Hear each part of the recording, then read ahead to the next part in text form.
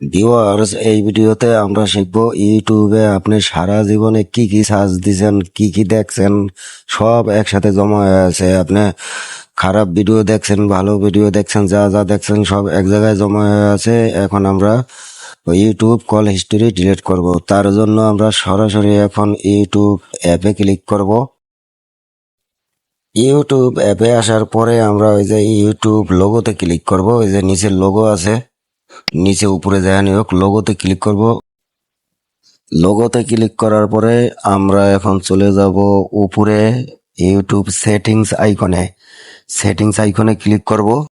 Settings আইকনে আসার পরে আপনারা খুঁজবেন সার্চ হিস্টোরি অথবা ম্যানেজ অল হিস্টোরি।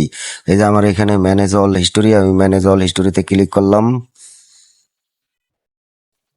অল হিস্টোরিতে আসার পরে আমরা দেখবো, এই যে দেখেন, এই যে ডিলেট বার আছে, এই যে ডিলেট বার দেখার আগে আমরা একটু নিচ থেকে ঘুরে আসি।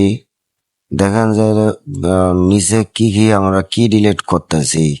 দেখেন যে আমরা সারা জীবনে যত কিছু দেখছি, যারা ডিলেট করে রাখে তারা তো ডিলেট করলোই, আর যারা না করে মানে তাদের জন্য তো এই ভিডিওটা আসলে। তাহলে আমরা ডিলেট অপশনে ক্লিক করি। ডিলেট অপশনে ক্লিক করলে আমাদের ফাংশন দিব। দেখেন ডিলেট অপশনে ক্লিক করলে আমাদের তিনটা অপশন দিছে। প্রথমে দিছে ডিলেট টুডে, এটা শুধু আজকের জন্য যা সার্চ দিয়েছেন সব ডিলেট হবে। তারপর দিছে ডিলেট কাস্টম রেঞ্জ, তারপর দিছে ডিলেট অল টাইম। তার মানে আমি শুধু আজকে টুডেটা ডিলেট করব। তাহলে আমরা ডিলেট টুডে চলে যাচ্ছি।